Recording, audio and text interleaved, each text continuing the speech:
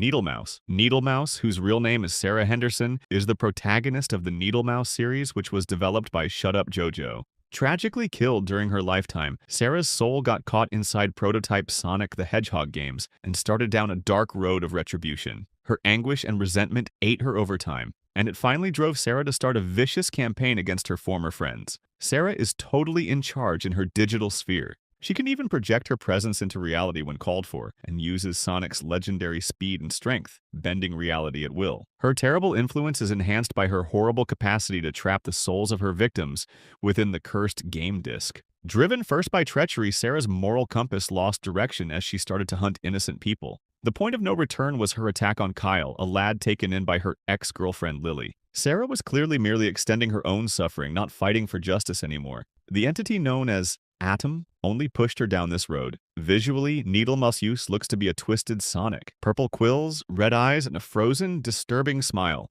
Only when she loses control do the deeper horrors under her surface show. Ultimately, Sarah's narrative is one of sad self-destruction. A once average young woman turned into a spectral monster by loss, resentment, and unresolved grief. The Man in the Suit. The Man in the Suit is a man who lost his mind to vengeance after the pain he endured, and eventually turned into a monster because of the hatred inside him. After losing his entire family to the atomic bombings of Hiroshima and Nagasaki, he found work as a suit actor for the Godzilla movie. However, this job he found would eventually turn him into something obsessive and self-consuming. His obsession with the monster grew so much that he refused to take off the costume. Not during meals, not during breaks, not even outside the studio. He even insisted that he was Goji. He was no longer like a human being, and over time, man and monster merged into a single grotesque entity. He possessed unimaginable strength, razor-sharp claws, infectious bites, acidic boiling blood, and a regenerative ability so powerful that even a shotgun blast to the head could not stop him.